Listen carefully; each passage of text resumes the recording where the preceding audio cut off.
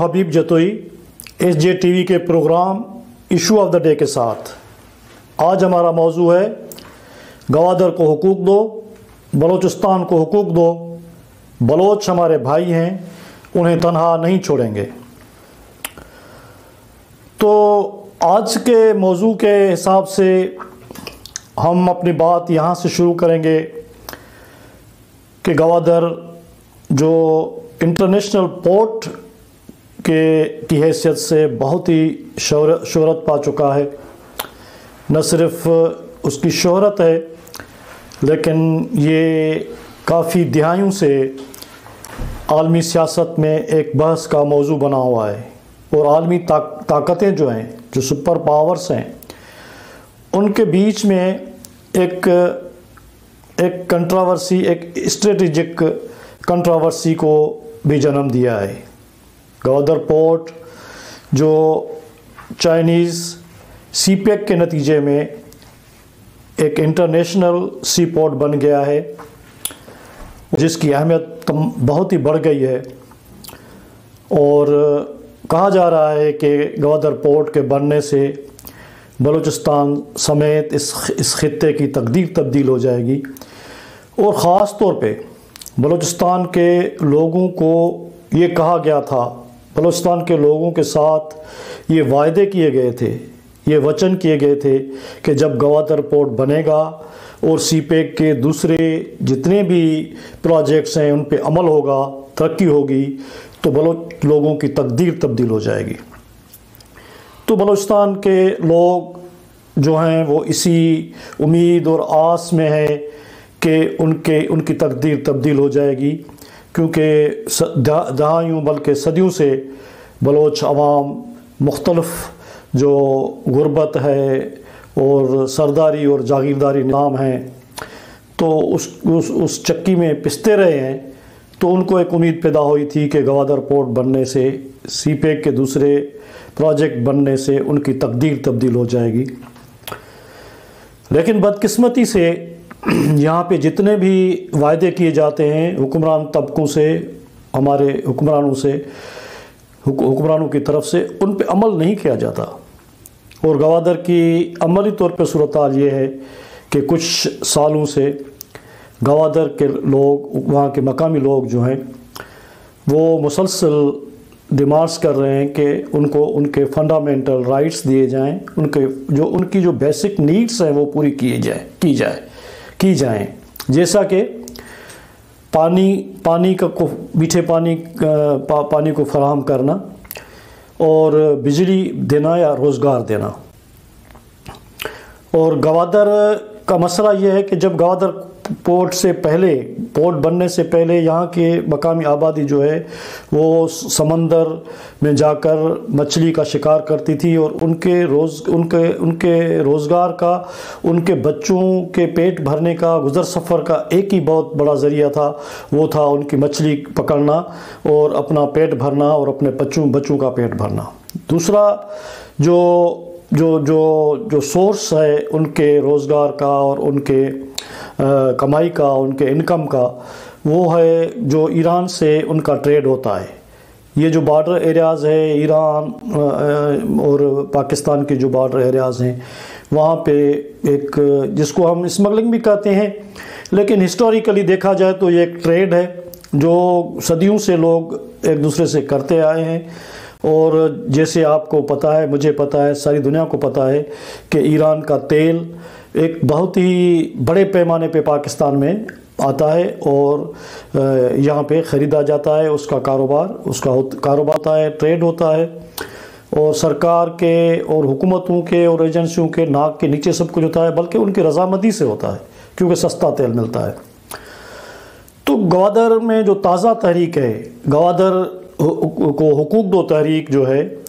جو آپ سب کو پتہ ہے کہ وہاں کے لوکل لوگوں کی بہت بڑی اکثریت، میجارٹی پرامن طور پہ احتجاج کر رہی ہے، اور ان کے 3 بنیادی طور پہ مطالبات ہیں۔ ایک مطالبہ جو میں نے ذکر کیا کہ वहाँ की लोकल आबादी, बलोच आबादी का ये मुतालबा है कि जो बड़े बड़े ट्रालर आते हैं और समंदर में आके मछली का शिकार कर लेते हैं, और जो मछली के अंडे हैं, छोटी छोटी मछलियाँ होती हैं, वो सारी की सारी ले जाते हैं। तो इस वजह से मछली के अंडे चले जाने और दूसरी छोटी छोटी मछलियों के चले जाने से मछलियों की नस्ल कसी होती है और उनका रोज़गार जो है मुस्तकिल तौर पे ख़तरे में पड़ जाता है, बल्कि ख़त्म हो जाता है। तो पहले तो इंटरनेशनली सुना था, उन लोगों का ये इल्ज़ाम था कि चीनी ट्रॉलर शिकार करते थे, लेकिन फिर एहतजाज के बाद चीनी ट्रॉलर तो शिकार करना उन्होंने बंद कर दिया है। लेकिन कराची से एक बहुत बड़ी माफिया है जिनके बड़े बड़े ट्रेलर हैं, वो यहाँ से जाते हैं और वहाँ की मछली का शिकार करते हैं, बल्कि उन्होंने समंदर का वो इलाका जो बलोचों के रोज़गार का ज़रिया होता है वो उन्होंने ऑलमोस्ट खाली कर दिया है। तो उनका एक मुतालबा ये है कि मछली का वो जो बड़े बड़े ट्रॉलर शिकार करते हैं वो ख़त्म किया जाए और इन लोकल बलोच आबादी को, जो उनका सदियों से पेशा है, प्रोफेशन है और रोज़गार है, उनके बच्चों के पेट भरने का एक ही ज़रिया है, उसको जो है उनको वो शिकार करने की सारी सहूलत दी जाए। दूसरा उनका मुतालबा ये है कि ईरान से हमारे ट्रेड पे जो बंदिशें हैं उनको ख़त्म किया जाए, क्योंकि जो गवादर के लोग हैं वो ईरान से ज़्यादा करीब हैं बनिस्बत जो बलूचिस्तान के दूसरे बड़े शहर या सिंध के बड़े शहरों से, जहाँ से वो रोज़गार कर सकते हैं।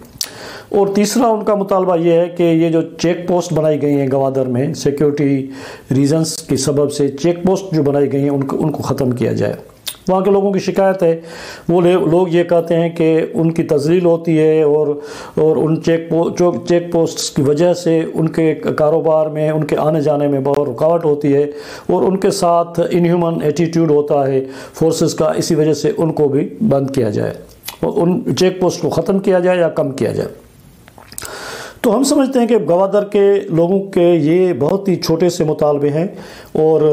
जो है वो उनको पूरा करना चाहिए। और हम गवादर को हुकूक दो तहरीक, जो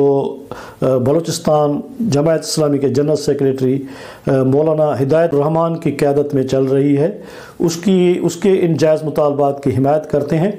और सिक्योरिटी फोर्सेस को और बलूचिस्तान गवर्नमेंट को और वफाकी गवर्नमेंट को अपील करते हैं कि गवादर के लोगों के हुकूक दिए जाएं। वो सन ऑफ सॉइल्स हैं। आखिर वो गवादर पोर्ट जो इंटरनेशनली इतना बड़ा पोर्ट बनने जा रहा है, सारी दुनिया का कारोबार यहाँ से होगा, बड़ी दुनिया का कारोबार यहाँ से होगा, तो ज़ाहिर है वहाँ पे बसने वाले लोग जो हैं उनके हुकूक को भी हम अगर नज़रअंदाज कर देंगे और उनके हुकूक को हम नहीं मानेंगे, उनको ऑनर नहीं करेंगे, उन पे तशद्दुद करेंगे या उनके डिमांड्स को ऑनर नहीं करेंगे, तो ये एक बहुत बड़ा मसला बन जाएगा हमारे लिए, पाकिस्तान के लिए, इस रियासत के लिए। क्योंकि बलूचिस्तान की तारीख़, ये छोटे मुतालबात हैं, लेकिन बलोचों की तारीख़, उनके डिमांड्स की तारीख़ बहुत लंबी है, बहुत बड़ी है। और मुख्तसरन मैं ये कहूँगा कि 1948 के कल्लात असम्बली के उस रेजोल्यूशन,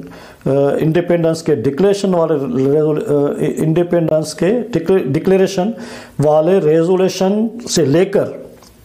सदर अकबर ख़ान बुगटी की शहादत तक, ये जो 5 बगावतों की तारीख़ है, आर्म्ड स्ट्रगल्स, आर्म्ड रेबलियन की तारीख़ है, ये बुनियादी तौर पे बलोच लोगों के हुकूक के लिए बगावतें की गई हैं। और बुनियादी जो नुक्ता है वो ये है कि हुक्मरान तबकों के गलतियों की वजह से और बलोच लोगों के बुनियादी हुकूक को ऑनर न करने और उनको हुकूक ना देने के सबब ये सब कुछ हुआ है। और हम समझते हैं कि अगर बलोच लोगों को, बलोचों को उनकी इज़्ज़त की जाए, उनके जो जायज़ हुकूक हैं उनको दिए जाएं, तो ये मसला हल हो सकता है। आखिर दुनिया में बड़े बड़े मसाइल हल होते हैं, बड़े बड़े मुल्कों के आपस में जंगें जो होती हैं उनका भी ख़ात्मा हो जाता है। तो यहाँ पाकिस्तान में बलोच हमारे भाई हैं, हमारे हम वतन हैं, तो उनके मसाइल हल हो सकते हैं। लेकिन उसकी राह में रुकावट क्या है? उसकी राह में सबसे बड़ी रुकावट ये है कि यहाँ के हुक्मरान तबकों का اور خاص طور پہ ملٹری ڈکٹیٹرز کا جو ہمیشہ ایٹیٹیوڈ رہا ہے یا مائنڈ سیٹ رہا ہے، وہ پرو پیپل نہیں رہا، وہ لوگوں کے بلوچ لوگوں کے حقوق کے انٹرسٹ میں نہیں رہا، اور وہ ملٹری ڈکٹیٹرز نے ایسے سمجھا ہے کہ جیسے وہ لیفٹ رائٹ کہہ دیں گے تو لوگ اپنے صدیوں کے تاریخی وطن سے اور اپنے ہزاروں سالوں کے وطن سے دستبردار ہو جائیں گے۔ تو اس طریقے سے قومیں اپنے حقوق سے، اپنے دھرتی سے، اپنے وطن سے، اپنے مدر لینڈ سے الگ نہیں ہوتی۔ وہ ان طریقوں سے، اس مائنڈ سیٹ سے جو ہے وہ اور مسائل بڑھتے ہیں اور بڑے ہیں۔ یہ جو بلوچوں کا آج مسئلہ ہے بہت گمبھیر مسئلہ ہے، اور ان کی جو ریبلین ہے، بغاوت ہے، جو علیحدگی کی تحریکیں چل رہی ہیں، وہ بنیادی طور پہ ہمارے حکمران طبقوں کے غلطیوں کی وجہ سے ہوا ہے، نہیں تو بلوچ ہمارے بھائی جو ہیں وہ اس انتہا پسندی کے راستے پہ نہ جاتے۔ آپ دیکھیں، میں آپ کو ایک مثال دے رہا ہوں۔ امریکہ کے بہت بڑے مدبر ہیں، دانشور ہیں، وائٹ ہاؤس اور امریکن ہر گورنمنٹ کے بہت اچھے صلاح کار مانے جاتے ہیں، سلیگ ہیریسن۔ اس نے بہت بڑے کتاب لکھے ہیں۔ اس نے ایک بہت ہی مشہور اور متنازع اور بہت ہی پڑھنے والا کتاب لکھا ہے جو ارلی 80s میں شائع ہوا، یا اس سے بھی پہلے میرے خیال میں، مجھے اس کے پہلے ایڈیشن کا پراپر طریقے سے اس کی ڈیٹ یاد نہیں ہے، لیکن اس کا کتاب کا نام ہے Baloch nationalism in the shadow of Afghanistan. اس میں انہوں نے جنرل ضیاء سے انٹرویو کیا تھا جب general Zia chief marshal administrator تھے۔ تو ان سے اس نے کہا کہ آپ بلوچ لوگوں کو ان کے حقوق کیوں نہیں دیتے؟ تو جنرل صاحب نے بہت ہی سختی سے جواب دیا کہ بلوچوں کے حقوق کیا ہیں؟ بلوچ تو 4% ہیں، پاکستان کے کل آبادی کا بلوچ 4% ہے، اور ان کی جغرافی، بلوچستان کی جغرافی جس کی وہ کلیم کرتے ہیں وہ تو 42% ہے، 42% ہے۔ ہم 4% آبادی والے بلوچوں کو ملک کا 42% جغرافی کیسے دے سکتے ہیں؟ جنرل ضیاء نے آگے کہا کہ بلوچ جو ہیں وہ ہمارے لاہور شہر کے تیسری پتی کے بھی نہیں ہیں۔ بلوچوں کی آبادی ہمارے لاہور شہر کے تیسری پتی 1/3 پاپولیشن میں نہیں ہے، ہم ان کو اتنی بڑی کیسے دے سکتے ہیں؟ تو یہ تو ایک مائنڈ سیٹ کی بات ہے، ایک ڈکٹیٹر کے مائنڈ سیٹ کی بات ہے، لیکن بلوچ تو بھائی بلوچوں کا ہے، جیسے پنجاب پنجابیوں کا ہے، اول اور آخر پنجاب پنجابیوں کا ہے، لاہور پنجابیوں کا ہے، فیصل آباد، گجرانوالا، پنڈی، یہ سارے شہر پنجابیوں کے ہیں۔ اس پہ نہ سندھی کلیم کر سکتے ہیں، نہ آج کر سکتے ہیں، نہ 100 سال پہلے کر سکتے تھے، نہ 100 سال بعد میں کریں گے۔ کسی بھی طاقت کے زور پہ، کسی بھی سبب سے اگر کسی کو بے دخل کر دیا جائے یا اس کی زبان کر بھی دی جائے تو وہ کلیم ان کی جائز اور جسٹیفائیڈ نہیں کی جا سکے گی، جیسے کہ پشتون اور افغان 1893 میں 1893 میں انگریزوں کی بنائے گئے ڈیورن لائن کو آج تک قبول نہیں کرتے اور اس ڈیورن لائن کو متنازع قرار دیتے ہیں۔ تو 130 سال گزر جانے کے باوجود پشتون اس ڈیورن لائن کو نہیں مانتے۔ تو کسی کے وطن جو ہے ہماری، کیونکہ پاکستان ایک فیڈریشن ہے، ہم سمجھتے ہیں پاکستان ایک فیڈریشن ہے، تو اس کو ڈیموکریٹک طریقے سے، انصاف کے ساتھ، جسٹس کے ساتھ، سارے جو فیڈریٹنگ یونٹس ہیں، جو پراونسز ہیں، ان کے لوگوں کے مرضی سے، ان کے لوگوں کو سمجھانے سے، پیار محبت کرنے سے، اور ان کو بٹھا کے ایک کانسٹیٹیوشنل فریم ورک بنا کے اور ان کی رضامندی سے ہم جو بھی تبدیلیاں کریں گے تو وہ جائز ہوگی، جسٹیفائیڈ ہوگی۔ لیکن وہاں کے مقامی آبادی کے لوگوں کے ول کے خلاف، ان کے کنسینٹ کے خلاف اگر کوئی بھی ہم قدم اٹھائیں گے تو وہ جسٹیفائیڈ نہیں ہوگا۔ تو اب دیکھیں یہ صورتحال ہے۔ 5 بغاوتیں ہو گئیں، اور آخری بغاوت تو آپ دیکھیں کتنی انجسٹیفائیڈ تھی سردار اکبر خان بگٹی جو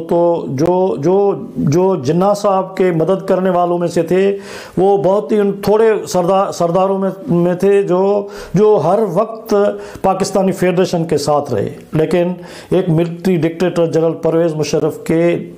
کوتاہ بینی کے سبب ان کو پتہ ہی نہیں تھا کہ تاریخ کیا ہوتی ہے۔ ان ڈکٹیٹروں کو پتہ نہیں ہوتا کہ قوموں کی تاریخ کیا ہوتی ہے، لوگوں کی تاریخ کیا ہوتی ہے، اور وہ کس طرح بیہیو کرتے ہیں، کہ ان کے پاس گن ہوتی ہے تو وہ سمجھتے ہیں کہ وہ گن کے ساتھ جو ہے وہ فیصلے کریں گے، اور انہوں نے گن کے ساتھ فیصلہ کر دیا اور سردار اکبر خان بگٹی کو شہید تو کر دیا، لیکن ایک ایسی بغاوت نے جنم لے لیا جو اب اس ملک کے لیے، ہمارے لیے ایک بہت بڑا مسئلہ ہے۔ تو اور اس کے ساتھ آپ دیکھ لیں بہت ساری چیزیں، بلوچوں کو اس طریقے سے بلوچ اب تو اس انتہا تک پہنچ گئے ہیں، جو کچھ ہی دن پہلے کی خبریں ہیں کہ ایک علیحدگی پسند بلوچ ہتھیار بند تنظیم جو ہے، اس کا ایک اسپلنٹر گروپ جو ہے، اس نے ٹی ٹی پی کے امیر جو ہیں نور ولی کے ہاتھ میں جا کے بیعت کی ہے، اور ٹی ٹی پی کے ساتھ مل کے وہ جو ہے وہ جنگ کرنے جا رہے ہیں۔ صورتحال اتنی خراب ہے کہ پشتون بیلٹ کے ایک بہت بڑے لکھنے والے اور دانشور عقیل یوسف زئی کے کہنے کے مطابق کہ ٹی ٹی پی نے القاعدہ اور داعش جیسی انٹرنیشنل ٹیررسٹ آرگنائزیشنز جو ہیں ان کو قائل کر دیا ہے کہ آپ ہمارے ساتھ مل کے پاکستان کے خلاف لڑیں۔ نہ صرف یہ کہ پشتون، القاعدہ، داعش اور یہ اتنی بڑی جو افغانستان میں دوسرے نیٹ ورک ہیں انٹرنیشنل ٹیررسٹ آرگنائزیشنز کے، جو جہاد کے نام پہ جنگ کر رہے ہیں، ان گروپ کے ساتھ بلوچوں کے ایک اسپلنٹر گروپ، علیحدگی پسند گروپ کا مل جانا، یہ کوئی چھوٹی بات نہیں ہے، یہ بہت بڑی بات ہے۔ ہم سمجھتے ہیں کہ بلوچ لوگ جو ہمیشہ سیکولر رہے ہیں، نیشنلسٹ رہے ہیں، وہ فنڈامنٹلز اور بنیاد پرست انتہا پسند دہشت گرد گروپوں کے ساتھ مل جائیں، یہ ایک بہت بڑا مسئلہ ہے۔ تو ایک یہ بات ہے، نہ صرف یہ کہ آپ اس پہ بھی آپ سوچیں کہ یہ جو جند اللہ ہے، اب یہ اسپلنٹر گروپ جنہوں نے نور ولی کے ہاتھ میں بیعت کی ہے، سنا ہے کہ جند اللہ جو ایرانی بلوچستان میں ایک ٹیررسٹ آرگنائزیشن ہے اور القاعدہ کی ایفیلیٹ ایک تنظیم ہے، ان کے معرفت جو ہے یہ سب کچھ ہو رہا ہے، اور ان کے جو بڑے ہیں، ہم سب جانتے ہیں کہ شیخ محمد خالد جو 9/11 کے، جو امریکہ کے 9/11 کے ماسٹر مائنڈ تھے، حملوں کے ماسٹر مائنڈ تھے، ان کا تعلق بھی ایرانی بلوچستان اور جند اللہ سے تھا اور القاعدہ سے تھا۔ تو ایک بہت بڑا ایک چین ہے، بہت بڑی دہشت گردی کے حالات ہیں۔ ان حالات میں ہم لوگ جو ہیں، ان حالات میں ہم لوگوں کو یہ سمجھنا چاہیے کہ بلوچستان کے جائز حقوق ہم کو دینے چاہیے، گوادر کے جائز حقوق ہم کو دینے چاہیے، نہیں تو یہ حالات ہمارے لیے بہت ہی خراب نتائج لا سکتے ہیں۔ ہم اس حالت میں ہیں کہ ہم ڈیفالٹ کے قریب پہنچ چکے ہیں، اور افغان جنگ ہمارے سر پہ کھڑی ہے۔ یہ سارے دہشت گردوں نے مل کے ہمارے ملک پہ، ہمارے وطن پہ حملہ کرنے اور دہشت گردی کا پلان بنایا ہوا ہے، اور ہم مجبور اس حالت میں ہیں کہ ہم اس جنگ کے لیے اب ہم جب اپنے جو بیسک اخراجات ہیں، آٹا نہیں خرید کر سکے اور دوسرے اسینشل جو ہماری ضرورتیں ہیں، نیڈس ہیں، وہ پوری نہیں کر رہے، تو ہم جنگ کے اخراجات کہاں سے لائیں گے؟ تو اس وجہ سے ہم سمجھتے ہیں کہ بلوچ ہمارے بھائی ہیں، ان بلوچوں کو ہمیں پیار سے، محبت سے، ان کے جو جائز حقوق ہیں ہمیں ان کو دینا چاہیے، نہیں کہ ان کے خلاف ہمیں ان کے جائز حقوق کو سپریس کرنا چاہیے، اس کے بہت بھیانک نتائج نکلیں گے۔ اسی کے ساتھ ہی میں آج کا یہ ویلاگ اپنا ختم کر رہا ہوں۔ میں آپ سب لوگوں کو گزارش کرتا ہوں کہ یہ ہم سندھیوں اور بلوچوں کا، غریب لوگوں کا آواز ہے۔ SJTV کو سپورٹ کریں، ہمارے پروگرام اور ہمارے چینل کو سبسکرائب کریں، لائکس کریں، کمنٹس کریں، اور ہماری مدد کریں، ہمارے آواز میں آواز لگائیں، جس سے ہم اپنا آواز پوری دنیا تک پہنچا سکیں۔ تھینک یو ویری مچ، بڑی مہربانی۔